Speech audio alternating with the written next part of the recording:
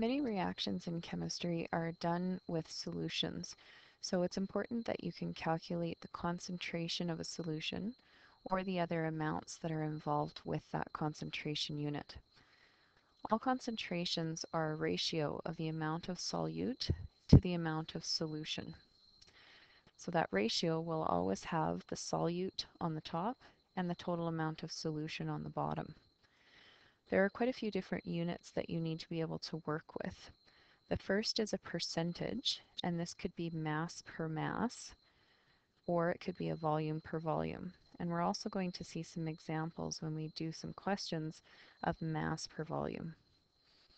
You need to be able to work in grams per liter, grams per 100 milliliter, parts per million, which is usually abbreviated ppm, and the most important unit, moles per liter, which will be in the next lesson. So let's look at each of these different units and how to calculate the values associated with them. A percentage concentration is often used for consumer products. So things like buying hydrogen peroxide at a store, pesticides that are applied to your lawn, vinegar that you would use in your kitchen, and other things that you can buy in stores. For any liquids that are dissolved in liquids, the volumes of both of those liquids must be in the same unit. And the first equation that you see here shows the volume of the solute on the top, the volume of the solvent on the bottom, and then that ratio is multiplied by 100, which gives us the percent. If solids are dissolved or mixed with other solids, then again, both masses have to be in the same units.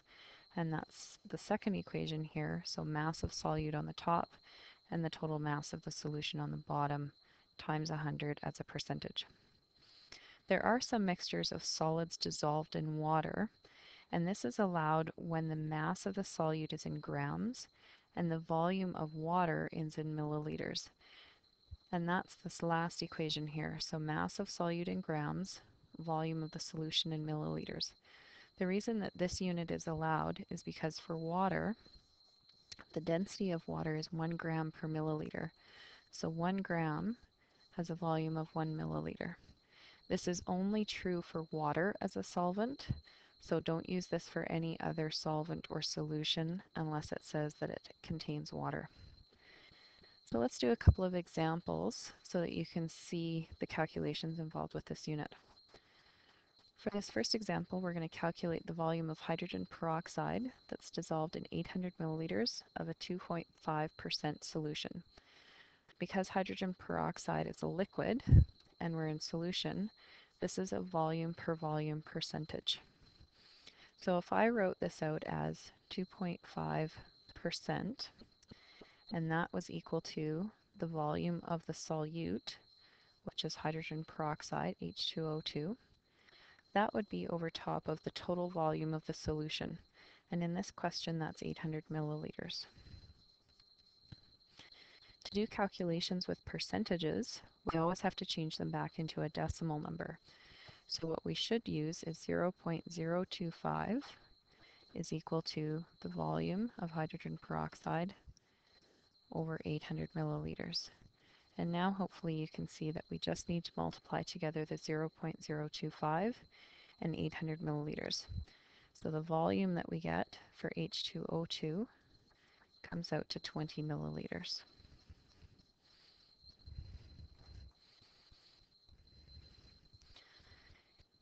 To work in grams per liter, the only changes you may have to make is making your units grams and liters for the two solute and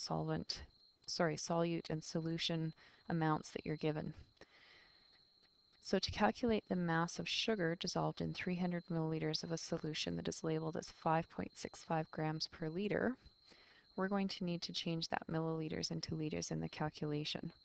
We can do that very quickly in our heads. So the mass that we're looking for is going to have units of grams. That means we want to start with the 5.65 grams per liter so that we have our units of grams that we're looking for at the end. Because we're trying to cancel out the liters and just be left with units of grams, we need to take that volume of 300 milliliters and place it on the top of a ratio as 0.300 liters. So now 5.65 grams per liter times 0.3 liters gives us an answer of 1.70 grams.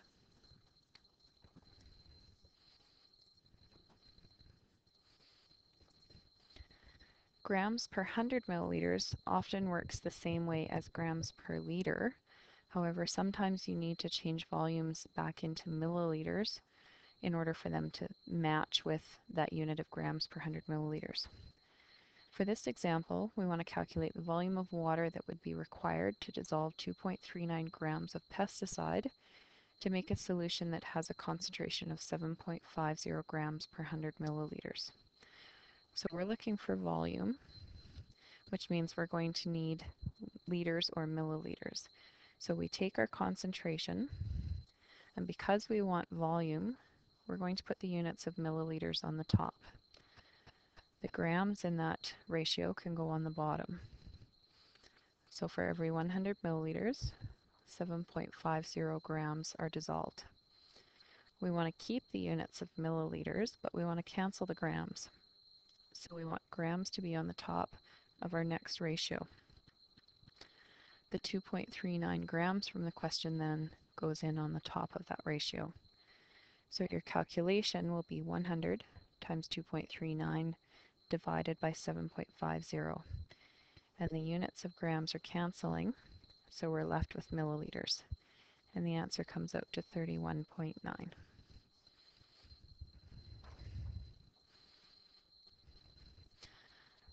The last unit that we're going to look at in this lesson is parts per million, and that's abbreviated ppm. This unit is used for very dilute solutions with very low concentrations. They're often used for environmental reports when they're looking at trace amounts of substances. Some equalities that you might want to use when you're working with ppm is 1 milligram per 1 liter and 1 milligram per kilogram. This will change depending on what your substance is mixed with. Typically, it's in a volume of water. So usually the most common conversion that you make is from ppm into milligrams per liter. For this example, we're going to calculate the mass of iron that's present in 20.0 liter sample of well water that has a concentration of 2.73 ppm. We're looking for the mass of iron, so that's our solute, which is the top. The 2.73 ppm that we were given in the question, we should probably change into milligrams per liter. So 2.73 ppm would come out to 2.73 milligrams in every 1 liter of water. From that concentration, now we can calculate the mass of the iron. So from our conversion that we did, we can see that our units of mass, milligrams, we want to keep on the top.